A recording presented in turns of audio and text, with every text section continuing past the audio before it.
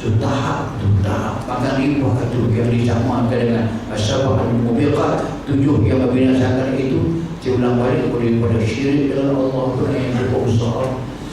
Sihir, jangan main, bunuh orang, itu makan riba. Yang termasuk dalam itu jangan main. Wa aklu malul yatim, makan harta anak yatim. Kalau orang kita Allah Ta'ala uji kita menjadi wasi, menjadi orang yang diamanahkan pada harta anak yatim. Kalau kita makan dengan cara yang tidak sah harta anak yatim itu, alladzina ya'kuluna amwalal yatama zulman, orang-orang yang memakan harta anak yatim cara zalim, cara yang tidak betul, menghina-hina yatim, mereka sebenarnya memakan bara panas api neraka yang akan masuk dalam kubur mereka. Seperti maka dibariskan harta anak yatim itu dalam keadaan begitu. Wattawalli yawmazah, dan orang yang telah pergi berpegang dengan Allah Subhanahu wa Ta'ala, perang Sabit, bila tengok askar musuh lebih banyak daripada askar kita, tentera kita, hati kejut pun lari daripada peperangan. Dosanya sama. Yang akhir sekali, wa qasbul muhsanatil ghafilat, kita menuduh orang itu rosak akhlak dia kerana dia berzina. Muhsanat asalnya perempuan-perempuan yang baik, termasuk laki-laki yang baik. Kalau orang tu memang terkenal dia seorang pezina, seorang pelacur, kalau kita katakan dia berzina tu untuk memperbaiki diri dia tu lebih tahan daripada muhsan. Muhsan orang yang zahir yang dia baik, tuduh dia buat zina sama tuduh dia buat dia lewat dengan zina sama. 7 itu dikatakan mengundangkan bid'ah, mengundangkan murka Allah yang amat sangat, dan mengundangkan bala Allah turun kepada mereka dunia pada akhirat. Hadis riwayat itu mana cerita? Hadis riwayat Ibnu Abbas Nabi sallallahu alaihi wasallam bersabda, apabila zina dan riba menzahirkan diri di sebuah kampung, mereka sebenarnya telah membenarkan diri mereka diazab oleh Allah Subhanahu wa Ta'ala. Maka bila berlaku dua perkara yang jelas yang nyata boleh dilihat oleh masyarakat umum, macam riba memang nyata berlaku dengan begitu, malah beberapa riba ini memang dia pegang. Dia boleh buat bangunan yang besar-besar, tinggi-tinggi, buku nama bank, Hong Kong Bank, Shanghai Bank, New York Bank, apa bank, apa-apa. Makin besar bangunan bank itu dia semakin hebat. Terdedah sangat zina adalah konteks insan moden ini memang tidak silu-silu berlaku. Macam disebut orang sebut, tak betul ke tidak, ada Tiger Show. Tiger Show itu ada 3 hari tak apa.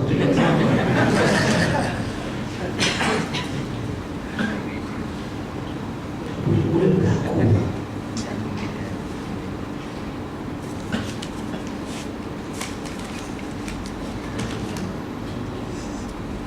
Ni tolong ahli berkaitan ada kira nak keluar dalam Ustaz. WQY 6556 WQY 6556. Kita perlu terlalukan keadaan. Okey. Kalau itu saya sebut tadi itu mengatakan bahawa hal-hal seperti ini kalau berlaku dengan terdedah, tidak mencapai Allah Subhanahu wa Ta'ala. Kemaksiatan itu sepatutnya dilindungi. Kalau terbuat juga kita lindung, jangan orang nampak. Bila didedahkan juga orang nampak kesan buruk dia ialah Allah Ta'ala akan. Bila berlaku keburukan Allah Subhanahu Wa Ta'ala, maka kita menghalalkan, kita manusia menghalalkan, macam mengundang, macam meminta Allah turun bala kepada kami. Maka hadis mengatakan akan berlaku. Dari riwayat lain itu disebutkan bahawa apabila zina dan riba menzahirkan diri di sebuah kampung, Allah Ta'ala mengizinkan mereka kampung itu tersebut dibinasakan. Kesemua hadis ini adalah cukup untuk menjelaskan keburukan daripada amalan riba dan amalan zina daripada masyarakat. Sebab itu maka pendekanan yang disebut tadi itu dia konsisten. Daripada katakan bahawa la tazlimu wa la tuzlamun, riba ini dia memang zalim kepada masyarakat, jangan dibiarkan kezaliman berlaku. Maka saya mendengar tersebut bisul min alladhina halu haramna alaih, kerana mereka orang Yahudi khasnya dalam melakukan kezaliman riba secara khusus. Kita tahu mengatakan bahawa riba memang dipopularkan oleh Yahudi. Dan sejak daripada mula tertubuhnya bank dari akhir Korea ke-19 1889, ketika mula nak tumbuhkan bank di dunia ini, memang diasaskan kepada riba. Dibesarkan tempat akhir sampai sekarang. Sebab itu Wabisul melebih halu, dengan kezaliman yang telah dilakukan oleh orang halu, orang Yahudi. Maka Allah Subhanahu Wa Ta'ala bertindak. Awalnya haramna alaihim thayyiban, Allah haramkan kepada mereka makanan-makanan yang mereka sedap, macam lemak. Allah haramkan kepada mereka binatang yang ada buku, yang lembu, dan sebagainya. Allah haramkan kepada mereka. Tengok kita dalam apa. Wabisadihim an sabilillah, dan mereka juga sentiasa menyekat, menghalang manusia dari melaksanakan perintah Allah. So, menyekat manusia itu dikatakan wa yasuddahum an sabilillah, menyekat, menyukarkan, melarang orang dari melaksanakan hukum Allah. Itu adalah kezaliman yang datang. Kasih wa akhdihim riba, Allah sebut kerana mereka itu juga mengambil, memakan riba. Itu termasuk dengan pada sulmi minal ladina adu, dia satu kezaliman. Wa qaduhu, memang Allah cegah semua itu. Dilarang mereka jangan buat, mereka buat juga. Wa aklihim amwal nas bil batil, memang mereka kerja mereka, minat mereka, profession mereka memakan harta manusia dengan cara batil. Satu, menipu, riba yang berganda, semuanya menipu. Sebab itu dia katakan bahawa wa'atadna ilal kafirin adzaban alima, dan kami sediakan kepada orang yang demikian yang kufur kepada kami itu azab yang amat pedih. So tidak ubah.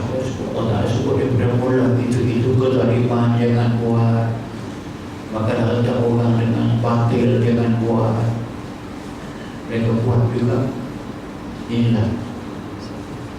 Dan satu pula kita lihat orang Yahudi yang terkenal, kita boleh sebut daripada awal, la tajidanna asyaddan nasi adawatan lilladzina amanu yahud. Kamu akan dapati, kata Allah, la tajidan, pasti kamu akan bertemu, kamu akan berjumpa asyaddan nasi adawatan, orang yang paling hebat permusuhannya dengan kamu orang Islam, al-Yahud. Atas sekali lah Yahud. Ni siapa yang di sebalik kerja-kerja membuat filem menghina Nabi, menghina Allah. Belakang ada mereka kerja-kerja kemaksiatan, pelacuran, judi. Di belakang itu adalah mereka yang melakukan kerja-kerja hiburan yang melampau-lampau, yang melalaikan manusia, yang melanggar-langgarkan manusia, Dan kita sekarang belakang sedang kita dalam krisis yang sedang berlaku di Syria. Mana? Cukup mana? Tidak lagi sama ada tentera pemerintah terbunuh orang Islam, pemberontak terbunuh orang Islam.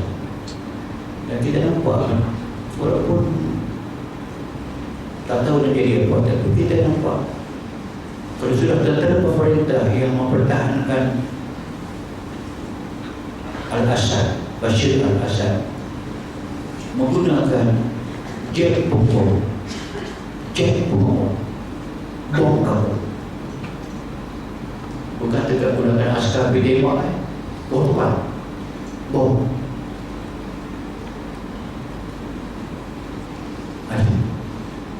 Saya tahu siapa di belakang dia dapat senjata dari mana. Betul pula yang orang yang mempertahankan diri dan nak bebaskan dari perjengkaman diktator ini sebagai usaha berontak untuk mengembalikan Palestina sebagainya. Dia pun juga dapat di mana senjata. Akhirnya tak lagi. Satu dapat daripada mereka, dia dapat daripada Syed. Dan yang lebih tahu sekali dapat daripada Israel. Jadi daripada Israel menghantar tentera dia pergi bunuh orang Islam, mereka mungkin akan dibunuh. Baik bagi senjata orang Islam, apa tembak serta apa. Itu tapi sudah lebih dan lain hal. Seperti inilah yang saya katakan kita ambil pengajaran dengannya, maka riba tadi sepatutnya kita jauhi. Huraian dan penjelasan itu yang saya sebut tadi itu memang termasuk dalam semua pelajaran ini. Hujah Abu Bakar. Satu isu banyak, tapi isu ini senang dipaham. Riba Allah haramkan kepada orang Islam. Sama-sama Islam sahajakah yang diharam? Yang membolehkan kita buat riba itu dengan orang kafir. Orang kafir ada dua pula, ada kafir zimmi, kafir harbi. Adakah boleh kita beramal dengan riba dengan orang kafir zimmi kah, dan kafir harbi kah? Menjadi persoalan besar dalam hukum fiqh. Tapi kesimpulan dia riba Allah haramkan untuk kita amalkan dengan orang Islam, termasuk haram dengan orang kafir zimmi, termasuk dengan kafir harbi. Itu yang jumhur ulama berpegang. Saya ulang balik, riba tadi itu yang tak boleh pakai riba ni. Islam larang kita makan riba, beri riba, makan riba. Islam sama Islam tak boleh. Islam dengan kafir zimmi tak boleh. Kafir zimmi kafir yang boleh kita terima pakai mereka sebagai rakan kongsi dalam negara sebagai rakyat. Kafir zimmi yang ada hak mereka tinggal, mereka hak dapat keamanan, itu kafir zimmi. Ataupun kafir harbi. Kafir harbi ni kafir yang memang mereka tidak senang dengan kita dan mereka nak perang kita. Okey. Yang nama tidak boleh, tak boleh tahu Islam dan tak boleh tahu orang tidak Islam. Itu prinsip. Itu pegangan jumhur fuqaha. Dia berlain dengan pegangan Imam Abu Hanifah.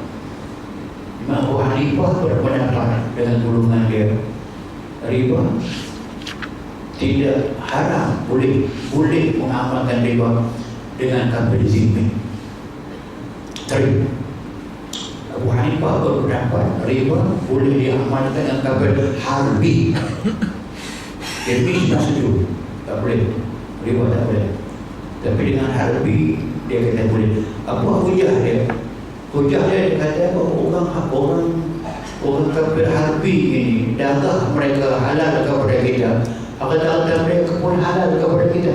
Bila halal maknanya tak berniaga pun boleh ambil, tak riba pun boleh ambil, riba lagi boleh ambil. tapi ditolak oleh para ilmuwan Islam, khasnya semua pengarang kitab ini mengatakan bahawa dalam zaman kita seperti ini, pendapat Abu Hanifah itu tidak boleh dipakai. Kalau boleh dipakai, dia mengundangkan lagi masalah sosial yang besar. Bila kita boleh mengamalkan demikian dengan KPTB, KPHP pula akan melakukan tidak lebih teruk daripada itu. Tapi yang pentingnya Islam tidak diskriminasi. Kalau tak boleh, kesemua tidak boleh. Sebab itulah yang dibahaskan banyak daripada halaman sebab keberadaan. So, di antara yang saya nak baca itu saja. Urus niaga secara riba dengan mana-mana bank asing atau rakyat asing di negara mereka adalah haram. Terus niaga yang menggunakan riba, yang menggunakan bank-bank sekarang, selagi atas nama dia riba, atas nama dia interest, maka dengan bank mana pun tidak bermuamalah, dia tetaplah haram, tak boleh. Dan tidak dibenarkan. Sama seperti jika mereka berada di negeri Islam, tak kira sampai kita beri niaga direct dengan Israel, tak boleh direct. Atau mereka datang negeri kita juga, maka yang nama riba tetaplah tidak boleh. Itulah yang saya sebutkan sebagai satu kesimpulan besar yang mengatakan bahawa Islam bila dia menawarkan suatu sistem ekonomi, dia melihatkan keadilan itu kepada semua orang dapat mengasai kebaikan tadi. Dan yang kedua, apabila insan telah mula mengamalkan apa yang Allah Ta'ala perintah kepada mereka, mereka dapat jaminan daripada Allah Subhanahu Wa Ta'ala kebaikan. Tadi yang saya kata, saya baca tadi, saya buat kesimpulan, dia katakan orang yang telah melaburkan harta mereka dengan jalan riba, la yarbu 'inda Allah, mereka tidak dapat menambahkan harta mereka, harta yang berbarakah mereka tidak dapat, harta yang mendapat rahmat Allah pun mereka tidak dapat. Sebalik ataupun sebab mengatakan, dan orang yang telah melakukan harta mereka sedekah dan Allah Subhanahu Wa Ta'ala, ulaika alladzi humul mud'ifun, orang itulah yang akan mendapat gandaan pulangannya daripada Allah Subhanahu Wa Ta'ala. Dan yang ketiga, sistem yang kita amalkan dalam Islam itu tidak boleh dilihat sekadar pengalaman riba saja sebagai sistem. Dia bukan haram riba saja. Haram riba, tengok apa jalan keluar. Jalan keluar dia ada tengok dalam produk-produk yang ditawarkan oleh Islam, yang diambil, diamalkan oleh bank-bank Islam seluruh dunia sekarang ini. Daripada yang besar tadi, daripada mudharabah, Islam mudharabah itu dua pihak yang berurusan. Satu dipanggil mudharib, dua dipanggil mudharab, pemodal, pengusaha. So itulah prinsip yang berlaku dalam dunia mana pun. Mesti bank dia pemodal, tapi bank ambil duit di mana? Ambil daripada penyimpan. Okey, penyimpan menjadi pemodal, bank menjadi mudharab, orang yang berusaha. Sebab itu bila kita simpan duit dalam bank Islam itu, kita kena ada akad, akad mudharabah.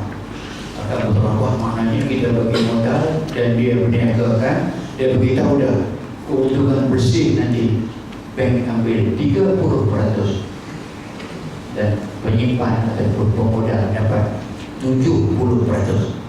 Tapi ingat, itu untuk bersih, tolak ke semua dan semua dia dapat. Tak apa, itu dia setuju tak buat demikian, dia setuju terima, maka boleh pakai. Itu akan memutar apa? Macam sistem ini dipanggil BBA, jual beli, banyak jual beli. Bersamaan haji dengan harga tertangguh, jual harga tertangguh, barang terima, duit bayar tertangguh. Mula-mula bayar tahun depan atau bulan depan, tertangguh bayar sikit. Dia bagi BBA. Ataupun kita gunakan istilah yang bai'ul istisna. Jadi pun balik yang kita baca dulu. Banyak tetaplah jual beli. Sebab tu daripada ayat ahallallahul bai', Allah halalkan jual beli. Jual itu dipanggilkan aqdul bai'wa, satu transaksi yang ada tukar ganti, ada bagi duit, ada dapat harta, bagi barang ada dapat duit. Itu dipanggilkan aqdul bai'wa, ada ganti. Riba tak ada ganti, ambil duit sahaja pergi bayar balik duit, so tidak ada iwad. Maka banyak istisna itu tidak begitu besarnya istilah, begitu besarnya amalan yang dipakaikan bahawa kita jual beli benda yang kita pesan, barang tak ada, kita pesan. Sana'ah maknanya buat, istisna minta dia buat. Kursi meja ni pakai ke sebuah sekolah, 1,000 orang murid, 1,000 kursi, 1,000 meja, 500 derawa, bahkan tak ada. Tapi dia tahu dia boleh buat. Ada perjanjian, ada gambar sebagainya, banyak boleh jual beli. Istisna tepat, itu dia dipakai seluruh dunia, kita dipakai sebagainya. Maka berpuluh-puluh lagi produk-produk Islam itu yang digantikan dengan riba aja. Riba aja, yang lain semua boleh. Maka itulah yang dipanggilkan bahawa jalan keluar yang lebih selamat, yang lebih terus, yang terdengar selalu membuat komen. Ekonomi Islam, perbankan Islam senang buat kerja dan lebih terus dan tidak ada penekanan. Jelas apa nak berlaku. Macam keuntungan sebagai contoh, tidak ada penekanan. Guna beramal dengan Islam yang sebenar ataupun lebih itu dengan Islam, kena bagi sikit yang ada dalam perbankan Islam sekarang ini yang menentukan terus.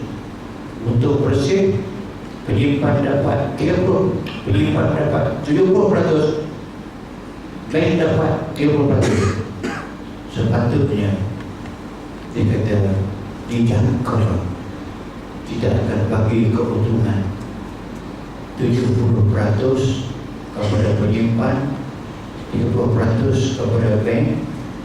Akan tetapi jika sekiranya berlaku keuntungan itu lebih, akan dinaikkan keuntungan kepada penyimpan, naik keuntungan kepada bank.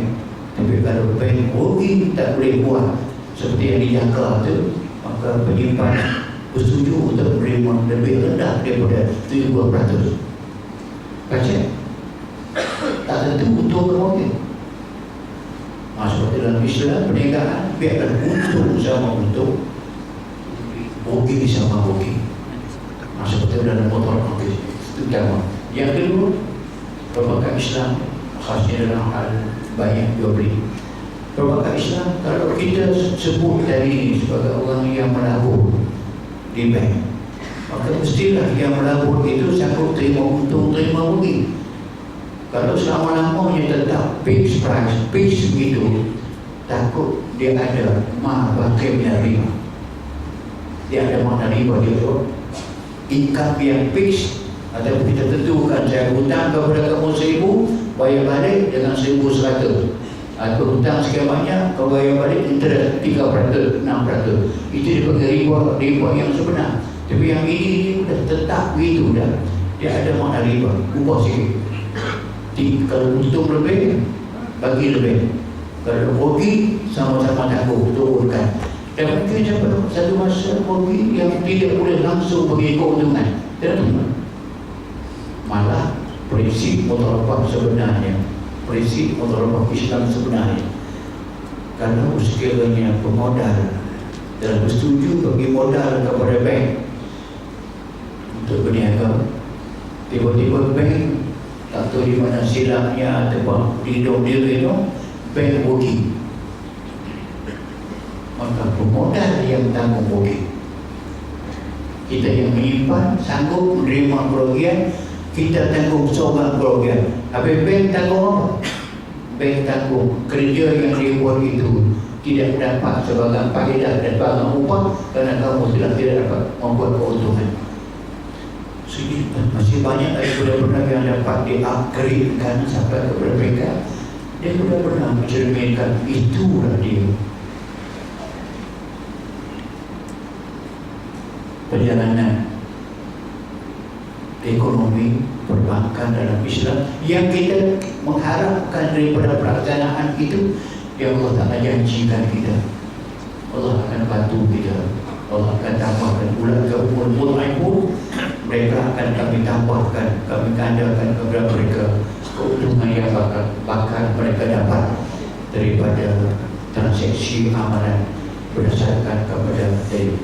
Sebab itu keseluruhan yang kita belajar ini ialah tentang yang dipanggilkan dengan riba hutang tadi itu. Itulah yang paling banyak sekali berlaku dalam semua zaman, khasnya zaman kita.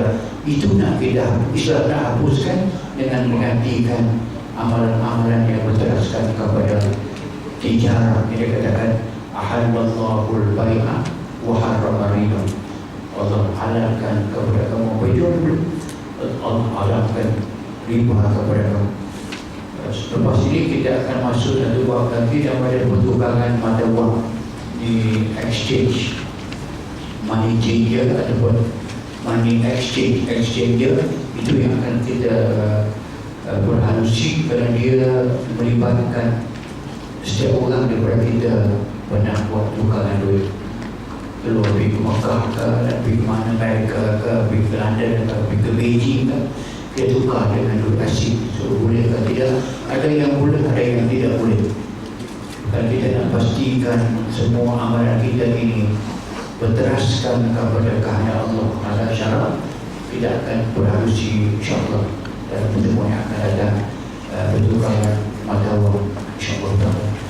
Demikian malam ini, pada soalan saya beri bantu Ustaz untuk dulu insya-Allah.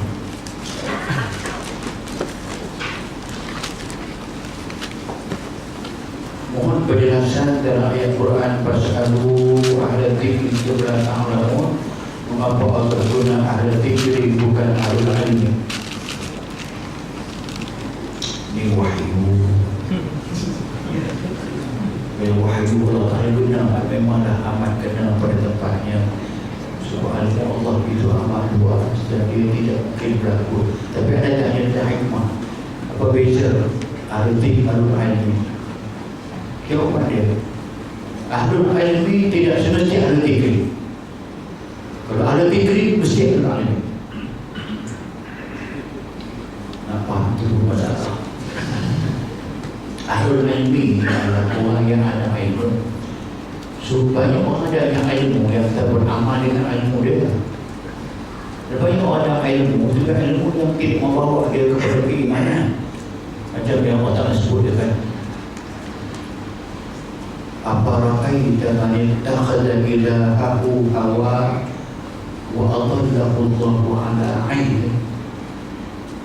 Apakah tidak kamu lihat orang yang telah mengangkat hawa nafsunya sebagai Tuhannya? Dia pilih jalan sesat, Allah sesatkan dia dalam keadaan ala ilmi. Ilmu dia cukup banyak, ilmu dia cukup luas, ilmu cukup hebat. Tapi kerana dia tidak menggunakan ilmu untuk mengekang hawa nafsu dia, maka dia ikut hawa nafsu dia, iaitu adallahu ala ilmi. Dia sesat. Sedangkan ahlul dzikri, al-dzikru orang yang lekat hatinya, kepalanya, ingatannya dengan Allah Subhanahu wa Ta'ala. Seperti ahli dzikir. Sebab tu orang sufi itu dia ahli dzikir. Mereka tidak lupa Allah Ta'ala secara zikir Allah. وَيَذْكُرُونَ اللَّهَ قِيَامًا وَقُعُودًا وَعَلَى جُنُوبِهِمْ وَيَتَفَكَّرُونَ فِي خَلْقِ السَّمَاوَاتِ رَبَّنَا مَا خَلَقْتَ هَذَا بَاطِلًا سُبْحَانَكَ فَقِنَا عَذَابَ النَّارِ. Itu ahli zikir. Ahli zikir apa dia? Di antaranya mereka يَذْكُرُونَ اللَّهَ, mereka ingat kepada Allah. Ingat kepada Allah. Ingat, jika dia buat jahat, Allah Ta'ala akan seksa dia. Jika dia buat baik, Allah Ta'ala beri kebaikan kepada dia, maka mereka meninggalkan yang jahat, buat yang baik. Dia macam mana hidup mereka. Mereka zikir Allah ketika mereka berdiri, ketika ketika mereka berbaring, ketika mereka tidur. Wayatafakkarun. Ada zikir ialah orang yang sentiasa menggunakan akal dia, berfikir kebesaran Allah Subhanahu Wa Taala. Allah buat langit macam mana, bintang bulan macam mana, sampai mereka menyebut satu kesimpulan, Rabbana ma khalaqta hadza batila. Tuhan kami, kamu tidak buat bulan sia-sia, kamu tidak buat langit sia-sia, ya Allah, mesti ada pengajaran. Apa pengajaran dia? Pakina ada benar, jauhkan kami daripada api neraka. Itu ahli zikir. Sebab itu digunakan jadi pas'alu ahlal zikri, tidak gunakan pas'alu ahlal ilmi. Boleh faham. Yang itu tak faham juga bukan ada ya. Adakah wujud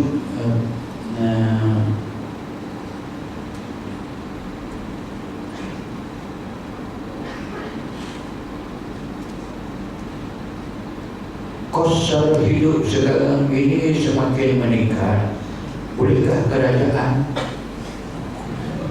menghalang proses kenaikan harga barangan? Apakah solusi Islam dalam memastikan ekonomi rakyat tidak terbeban dengan kos harga hidup yang mencolok? Allah,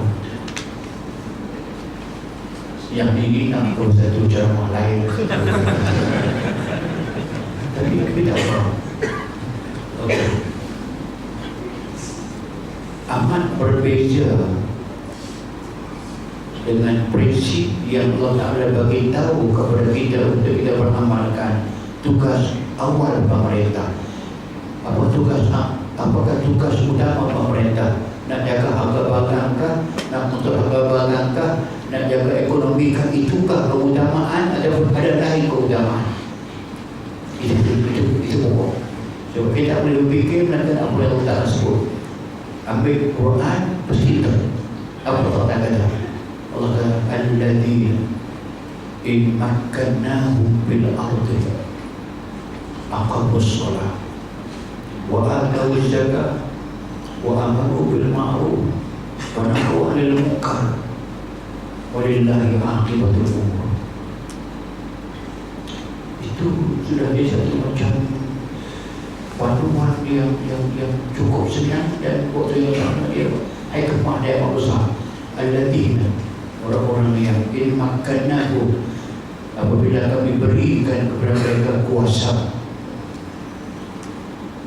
bil ardi, memerintah di bumi Allah. Kalau mereka beramalkan dengan kehendak Allah Ta'ala yang menjadikan mereka sebagai khalifah, sebagai makkannahum, yang berkuasa bukan kuasa. Apa yang kena buat? Yang pertama, terselesaikan masalah aqamus shalah, berkukuhkan hubungan antara Khaliq dengan makhluk, bertajamkan akidah orang yang beriman, jelaskan Islam yang tidak beriman. Biar betul ini ada dalam negara itu orang yang beriman dengan Allah Subhanahu Wa Taala, biar dia bersih. Sebab ini punca segala masalah. Kalau iman luntur, iman rosak, akidah tak betul, kerja rosak, apa rosak apa yang lain. Kalau ini, sebab kita nampak inilah yang Allah Ta'ala beritahu dan telah lakukan, minta Nabi lakukan sepanjang 13 tahun Nabi kita di Makkah Al-Mukarramah. Kejadian mempertajamkan, memperhalusi akal budi manusia biar mereka beriman sungguh-sungguh dengan Allah Subhanahu Wa Ta'ala. Kalau pegang ini kuat, lain Allah Ta'ala bantu. Tapi itu dulu. Yang kedua, wa'atahu zakah, maksud solat tadi.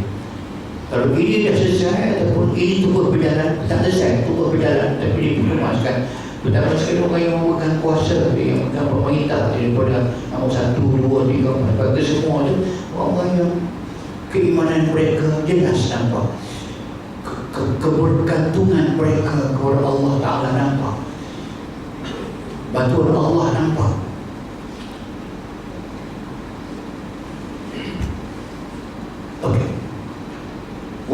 zakat itu walaupun maknanya bagi zakat, tapi hikmah dalam bagi zakat itu jaga hubungan baik pemerintah dengan rakyat, orang kaya dengan orang miskin. Macam tengok yang orang yang faham dia mungkin Abu Bakar pegang kuasa jadi khalifah yang pertama, yang dia pernah ada khalifah yang sebelum daripadanya. Dia memerintah, dia cakap apa dulu yang kita panggilkan sebagai ucapan dasar, ucapan sulung. Dia nak kata apa tu, dia tak nanti orang yang buat speech dia cakap tu, aku cakap apa, dia kata apa, dia kata al-qawiyyu fiikum dha'ifun 'indi hatta akhudha al-haq minhu wa-dha'ifu 'indi wa-dha'ifu fiikum qawiyyun 'indi hatta akhudha al-haq lahu. Orang yang kaya di kalangan kamu, yang hebat di kalangan kamu, dia lemah di sisi aku. Aku akan ambil hak yang ada pada harta itu untuk aku berikan kepada orang yang berhak terima dia, orang miskin. Jadi kalau aku tak bagi zakat, aku ambil secara paksa. Wa-dha'ifu fiikum, orang yang miskin, yang lemah di kalangan kamu, dia qawiyyun 'indi, dia kuat sisi aku. Pada aku akan ambilkan hak dia yang diambil dari orang lain, aku beri balik hak kepada dia. So, dua ungkapan itu. Jadi piagam yang cukup besar yang patut diamalkan oleh pemerintah semua manusia, khasnya Islam. Apa dia? Perimbangan penghidupan dalam masyarakat. Walaupun ada hampir, bukan komunis. Komunis dia langsung tidak ada orang kaya, tak ada orang miskin, semua satu darab. Teori saja, tapi tak pernah berlaku. Tidak ada berlaku. Tidak ada. Sebab dalam teori hidup ni anda akan faham bahawa dalam Islam orang kaya boleh kaya selama-mana pun, tapi semakin kaya dia, harta dia diberi balik, ambil sedekah. Khus min aghniyah, khusha min aghniyaihim wa turaddu ala fuqaraihim, ambil daripada orang yang berada, kamu bahagi berikan kepada orang yang miskin. Maknanya sebab orang itu kaya, yang miskin semakin naik, kaya semakin naik. Kamu kaya sedikit mana pun tak ada masalah, tapi hak tetap kena bagi, maka di bawah ni makin naik, makin naik. Dia boleh dengan komunis. Komunis sebenarnya yang kaya, tak kaya sangat, miskin itu apa benda? Itu miskin. Okey. Sebab itu dia ada piagam. Tapi yang kata satu, yang kaya di kalangan kamu, dia kuat di kalangan kamu, dia lemah di sisi aku. Aku ambil hak dia yang dia wajib bagi kepada orang fakir miskin, wajib beri bantu kepada kerajaan, aku akan ambil daripada mereka, aku beri kepada orang fakir miskin. Dan orang fakir miskin yang lemah kalangan kamu tak kuat sikit aku akan beri hak kepada dia. Ada itu yang saya sebut dalam ilmu sudah berjalan sampai terberikan. Memang tidak ada orang yang miskin dalam negara Islam yang sebenar, kerana hak mereka dijaga. Sebab itu saya kata bila itu dibuat, ada yang ketiga, wa amalu bil ma'ruf. Pemerintah hendaklah menyuruh diri mereka yang memegang kuasa di kalangan mereka, rakyat seluruhnya, kita buat yang ma'ruf, menjaga ekonomi ma'ruf, membela, jangan menekan dengan harga barang yang tinggi, dia ma'ruf. Boleh ambil cukai, boleh ambil cukai, tapi tak boleh tinggi sangat. Sebab itu istilahnya musyur. Musyur itu istilah ekonomi Islam yang semua telah pakai. Ambil cukai 10%. Musyur asyarah 10, musyur 10%. Sekarang cukai yang kerajaan ambil, orang yang berniaga dia ambil 29%. Jadi kalau Islam dia sarankan 10%. Anda nampak jelas betapa yang Islam letak tu 10 tu pun dah tinggi dah. Sebab zakat hanya 2,5%. Kalau zakat tanaman, kalau kita ambil hasil buahnya daripada air hujan 5%. 10% zakat daripada hasil tanaman yang air hujan 10%. Kalau air yang kita alirkan dengan diri ataupun air mada yang kita akan bayar harga air itu dengan 5%. Saya tengok antara 5% dengan 10%. Tidak menekankan orang. Yang tinggi Islam, yang tinggi tapi wajar, kita bersetuju, dia ambil 25%. Iaitu hasil yang dapat daripada rikas.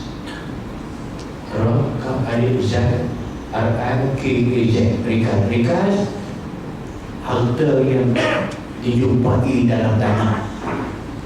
Jangan nampak kata korun ada sini, korun ada di Mesir. Tapi kalau dalam tanah itu yang saya senang sangat fahamnya, petrol. Dia rikas.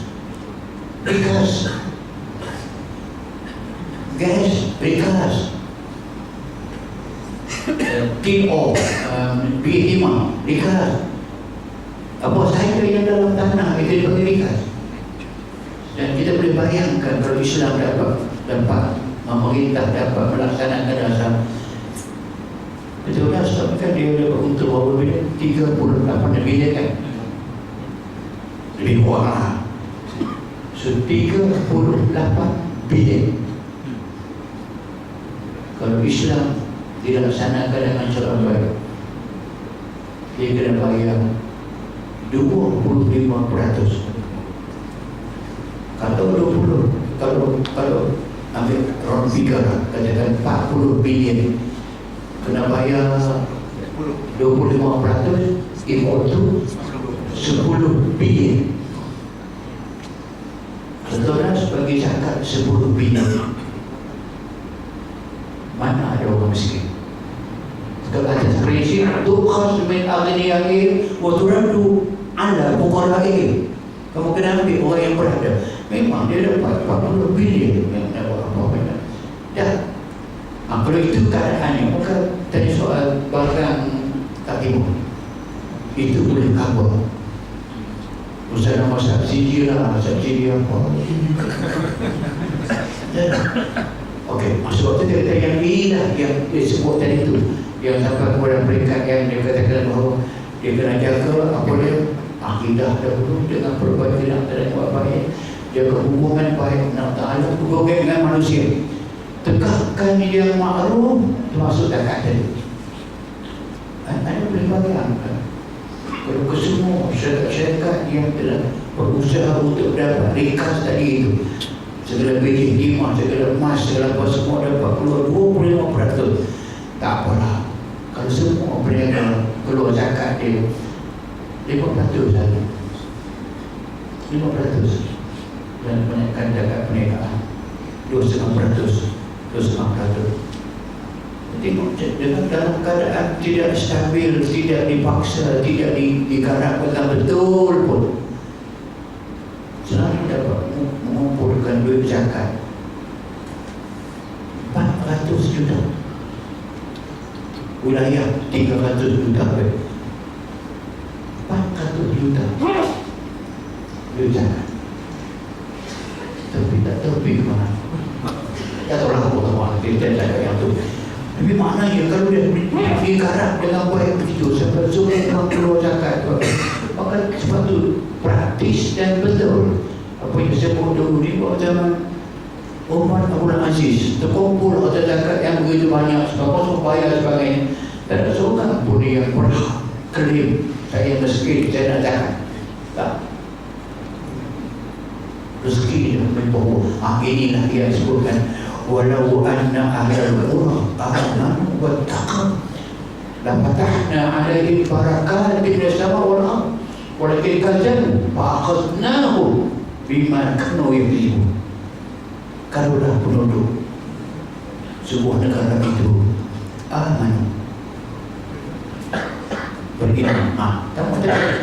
Akal tadi yang katakan akal musalah tadi, kukuhkan hubungan Allah, kuatkan akidah dulu ini, Kalaulah penduduk sebuah negeri amanu, beriman sungguh, tak ada syirik, akidah mereka kuat, wattaqau, mereka bertakwa. Takwa dengan makna taat apa yang diperintah, tinggal apa dilarang. Labatahna alaihim barakat, nescaya kami akan bukakan kepada mereka, kami lungkupkan kepada mereka, kami anugerah kepada mereka barakat, rezeki-rezeki yang berbarakah. Minas sama, langit menurunkan rezeki. Begitu banyak makna. Kalau nak beri rezeki, dia turun hujan yang cukup untuk pokok-pokok dan binatang makan. Semua menghasilkan hasil yang cukup baik. Kalau tak lama, dia turun hujan juga, tapi lebih ke hujan tu yang mau dia bagi. Tapi mampu tanaman, binatang pun mampu, orang pun mampu je. Bonar, dia bagi kita rezeki daripada bumi ni. Kalau kita tak bagi rezeki di bumi, ada bumi, ada dalam bumi pun ada. Walaupun kata malangnya kata Allah, mereka tak percaya kami, mereka dusta, mereka kata kami dusta. Tak betul tu. Beriman dapat tak? Kan pakar senang kalau mereka kata kami tak betul, jadi kami tak betul, pakar senang kami tindakan kepada mereka. Bimbang kalau yang terlibat, kerana mereka mendustakan kami. Dengan sendirinya tadi itu yang telah sebut soalan mengatakan hal yang menyimpangkan neraka, bagan dan sebagainya sudah dibekal yang kecil dan yang besar tinggal. Ujung tu walillahi aqibatul umur. Kalau kemudian buat yang begitu, satu beriman betul-betul, bertakwa, dua jaga hubungan dengan manusia, buat zakat jadi dengan baik sebagainya. Bertegakkan yang maklum, garapkan aja masyarakat. Majoriti orang ni nak buat yang maklum, minoriti saja yang nak buat yang jahat tu. Orang ada mungkar, dia mencegah kemungkaran. Walillahi, dan bagi Allah lah akibatul umur, akibat sesuatu tindakan kamu. Dan Allah Ta'ala akan turun menyelesaikan masalah kamu dengan baik. Sebab itu dengan senang kita faham. Mohon dapat untuk menjelaskan bagaimana adab kita orang Islam merawat orang sakit di hospital atau di rumah, lebih-lebih lagi yang bukan mahram. Begitulah itu juga ketika menziarahi kematian, wajarkah kita membaca surah Yasin di hadapan jenazah, sama ada lelaki atau perempuan, atau baca tahlil ramai-ramai, atau sekadar berdoa dan mengucapkan takziah sahaja kepada keluarga, apa komen sebagainya. Okey, bagi yang pertama tadi soal kita pergi melawat orang yang sakit, ada hadis sahih yang Nabi menyebut lepas kita mati nanti, kita menghadap Allah Subhanahu Wa Taala, orang itu tidak melawat, tidak menjadi kerja dia, ataupun macam tidak pernah melawat orang sakit langsung. Orang itu Allah tanya dia, mengapa kamu di dunia tidak datang ziarah aku, kata Allah. Allah tanya dia, kenapa kamu dunia dahulu kamu tidak pernah menziarahi aku? Dia kata, apakah kamu boleh diziarahi di dunia? Allah jawab, kalau kamu ziarah kawan kamu yang sakit, kamu dapati aku ada bersama dengannya. So, satu analogi mengatakan bahawa ziarah orang sakit itu satu daripada amalan baik yang Allah Ta'ala suruh. Allah letakkan seolah-olah setiap orang sakit itu Allah ada bersama dengannya. Kamu pergi ziarah orang sakit, kamu ziarah Allah Subhanahu Wa Ta'ala. Yang kedua, hadis Nabi kata, hak orang Islam kepada Islam itu di antaranya ada 5 perkara. Satu di antaranya, sebelum jika dia pusing, kamu kena jawab pusing, alhamdulillah, ya rahmatullah. Kalau dia sakit, kamu pergi ziarah dia. Suruh Nabi suruh ziarah dulu. Yang ketiga, Nabi juga menyebutkan bahawa kalau kamu ziarah orang sakit, berilah keyakinan kepada dia, sakit dia akan sembuh. Dia tak mati lagi. Nafisu bihil ajar umum. Nafisu berilah ke dia semangat. Oh, ini